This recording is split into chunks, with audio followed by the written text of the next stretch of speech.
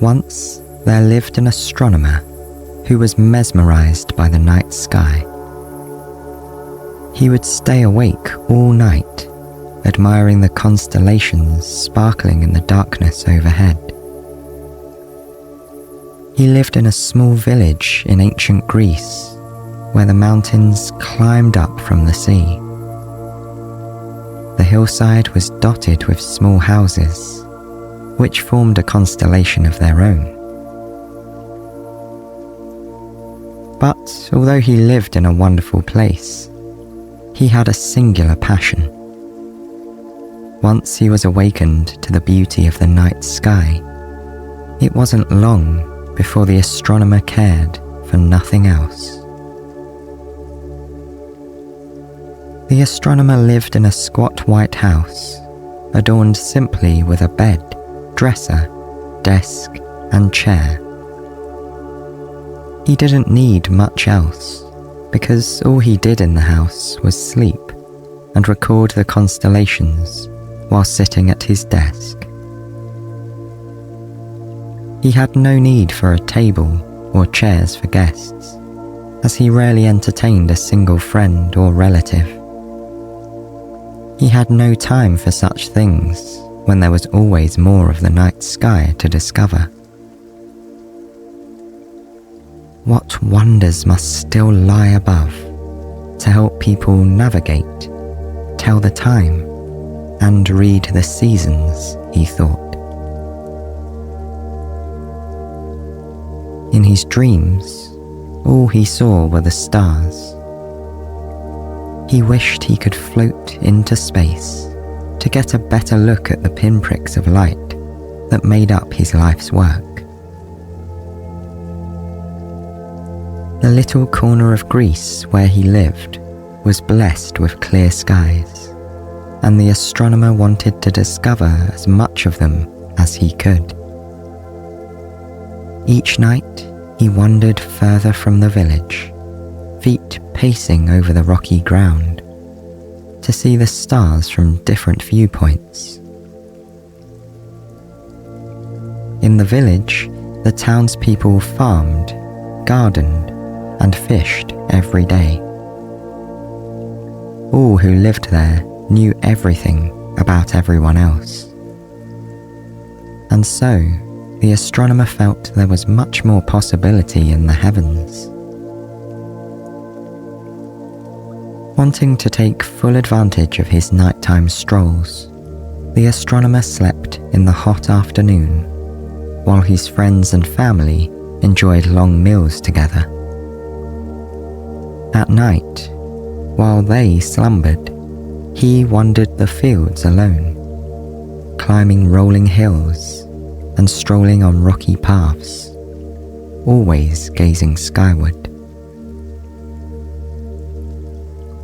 As dawn broke and the rest of the village was waking up, the astronomer would tuck himself away in the privacy of his home and write down his observations from the night before. Then he'd drift off to sleep, dreaming of the night ahead. He was so consumed by the world of galaxies, planets, and celestial bodies. All the most exciting things, the astronomer thought, happened at night. During the day, light illuminated all. But when the night sky took over, so much remained a mystery. It was a challenge to learn about it all. He watched the seasons pass through the stars, the landscape changing around him while he slept. Since he only went out at night, the astronomer never noticed the blooming of new flowers in spring, or the sweet, earthy scent of autumn. Someone else had already learned all there was to know about everything on land, he thought. What hid in the night sky was untapped potential, secrets, and unanswered questions. The astronomer watched Artemis's hunt in the stars. He sought the gods of Olympus in the constellations. Sometimes, under the glint of the moon, he would visit the temple of Artemis to pay tribute to the beauty shining in the sky above. The temple in his village had an open roof, which was perfect for stargazing. He barely noticed the architect's marble columns or carved statues, as he only cared for the creations above. One night, the astronomer was out for his walk, gazing up at the stars, as he always did. He was admiring the way the Big and Little Dipper fit perfectly together. Not looking where he was going, he tripped over a log and found himself tangled in his robes on the ground. His neighbour happened to hear the commotion and came out to see what had happened. The astronomer chuckled at his clumsiness and gathered himself together. As the neighbour helped him to his feet, he said, "My friend, why do you spend so much time looking at the stars when you fail to see what is right in front of you?" The astronomer laughed.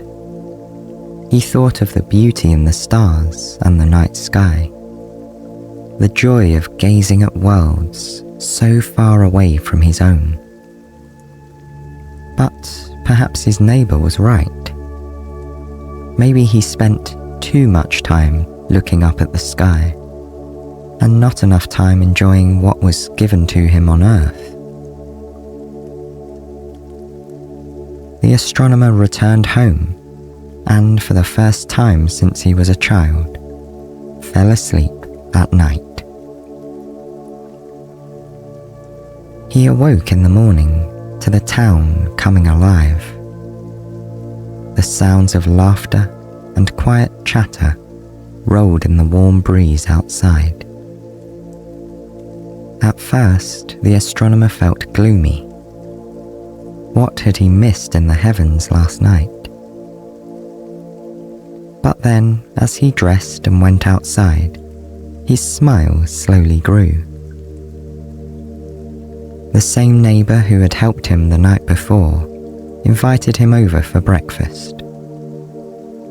There was delicious, soft, crusty bread, crisp on the outside and doughy on the inside, along with hard cheeses and a warm mug of strong coffee. How long had it been since the astronomer had eaten freshly baked bread, or enjoyed a mug of coffee shared with a friend? As they sat and sipped their coffee around the outdoor table, the astronomer told the neighbour's wife what had happened the night before. When they were finished, the couple decided to accompany him on a walk around the village. They were determined to help him experience everything they loved about their hometown. They set off together to walk down the lane. "Doesn't the soft earth feel wonderful beneath your feet?" they asked him. "Can you smell the fresh bread and coffee all the other villagers are enjoying this morning?" The astronomer's senses were delighted by the aroma of breakfast, and he noticed how the earth was slightly soft, but still firm beneath his feet, cushioning each step he took.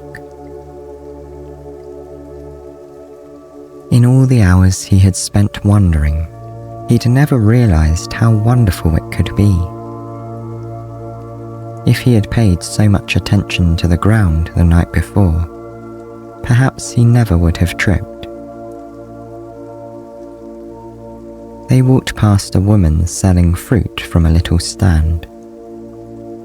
"I haven't seen you in a while," the fruit seller called to the astronomer. waving him over. "Let's share some fresh juice together." She squeezed oranges into a cup. They let off the delicate and enticing floral scent of orange blossoms. When he took his first sip, the cool, sweet taste of the juice filled his mouth. Yes, the stars at night are beautiful, but you can't drink the stars, he mused to himself. In that moment, the astronomer thought the glittering constellations only looked half as sweet as this earthly delight. When the neighbours told the fruit seller of their mission to help him see the beauty of the town, she said they must go and visit her niece's garden. For if you were enjoying the wonders on earth, that was the best place in town to do so. "I'll show you the way," she said, closing up her stall in favour of a new adventure. As they walked down the lane, more and more of their neighbours came out to join them. They weren't used to seeing the astronomer out and about during the day, so they each had a spot they wanted to show him. The astronomer couldn't remember the last time he'd been around so many people.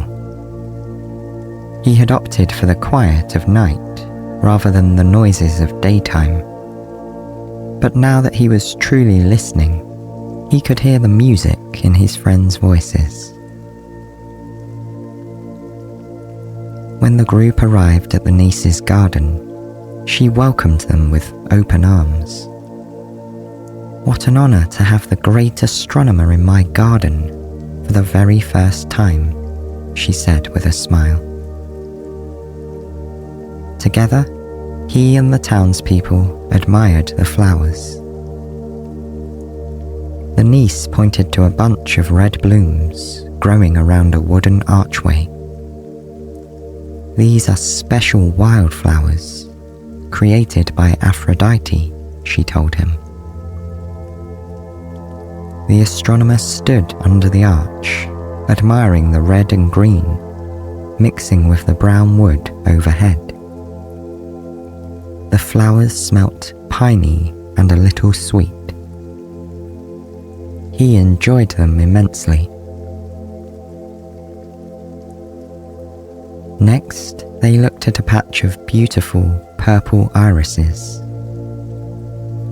When the astronomer peered at them closely, he could see the white circles surrounding the yellow centre that gave the flower its distinctive name.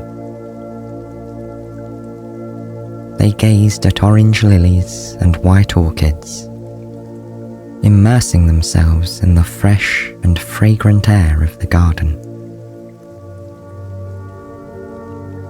When it was time to leave, the niece decided to join the rest of her neighbours on their walk around the village. Watching the astronomer experiencing these pleasures for the first time was reminding everyone just how wonderful life on Earth could be.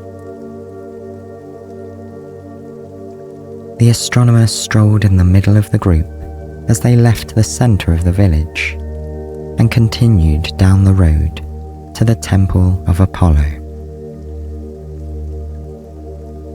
The pillars of the temple glittered in the sunlight. The astronomer noticed the change underfoot as he stepped from the dirt path to the temple's marble floor. The heat of the day was growing, and he appreciated the cool ground beneath him and the roof above. It was quite different from the Temple of Artemis, he thought. He took a moment to stand still. His feet pressed into the marble, and a gentle breeze wound its way through the pillars, keeping him cool in the shade of the temple. The other townspeople around him explored the building, admiring the statues and carvings on the walls. He enjoyed the feeling of staying still while the world moved around him. Perhaps he need not always be in motion, he thought. Sometimes it was best to take a break from work and study and just enjoy existing in the moment. When he was ready, he walked slowly around the walls of the temple, admiring the details. The great artists and architects had embedded them into this special place, which was used for community gatherings and for paying homage to the gods. When the sun rose higher in the sky, the group left the temple and gathered in the shaded village square for lunch. They each shared what they had: soft cheeses, leftover bread from the morning, roasted barley, and juicy olives. The astronomer relished each burst of flavour in his mouth. Before, he had hurried through meals, stealing bites in between long periods of stargazing. Now, he appreciated taking the time to savour these delicious foods. How have I never taken the time to really experience this before, he wondered. He ate slowly, enjoying the sweet and salty tastes intermingled on his tongue, and noticing how the crunchy barley and soft cheese complemented each other perfectly. When they'd finished the main course, the fruit seller fetched a basket of her produce for dessert. The villagers drizzled the different fruits with honey, making them even sweeter and more decadent. The astronomer took a bite of each, delighting in the rich flavours. After the meal, the people lazily walked back to their homes for a nap. They waved goodbye to each other and promised to visit again soon. Sleep during the day was one thing the astronomer was used to. But when he got home and lay down on his bed, he couldn't fall asleep. Instead, he paid attention to the soft sound of his breath, moving in and out of his body. He listened to the gentle twittering of birds outside, accompanied by the soft buzzing of bees. Through the open window, he smelled the flowers in the garden. A light gust of wind brought in all the delightful aromas of herbs, spices, and greenery. He lay there, resting his body and using his senses to immerse himself in the world around him.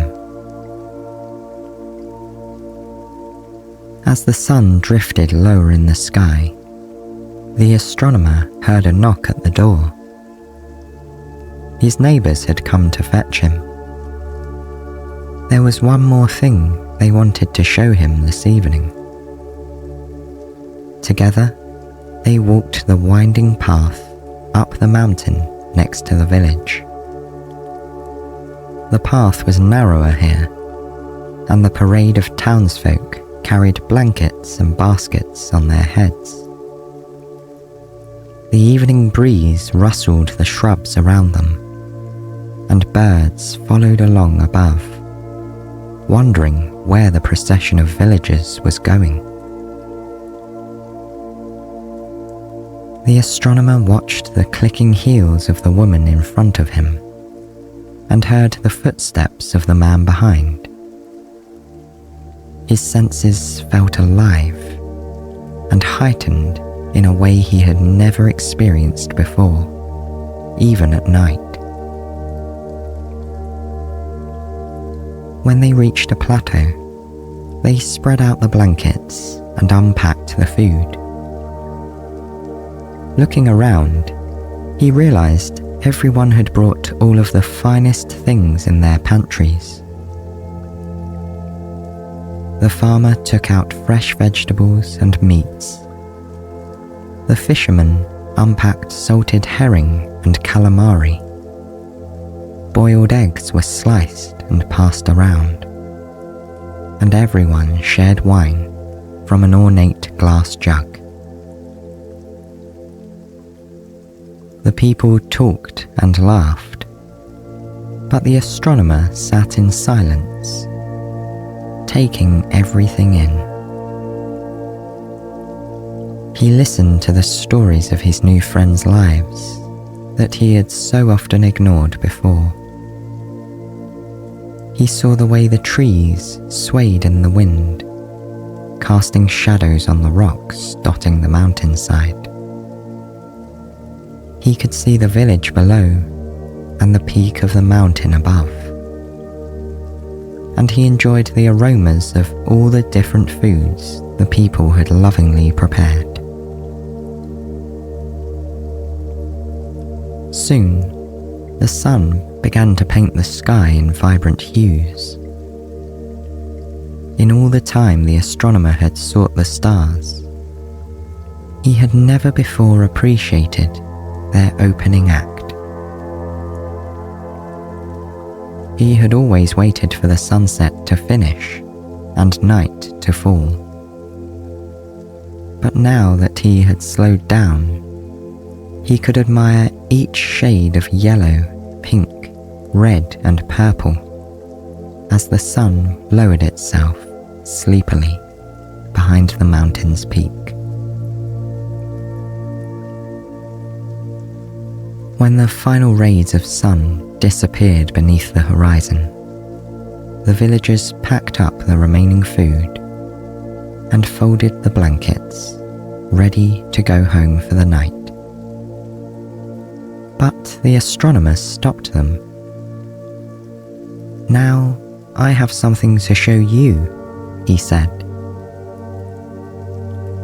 His friends unfurled their blankets and lay down on the soft earth, watching the sky grow dark overhead. Glittering white and yellow stars began to poke through the darkness, delighting the villagers watching from below.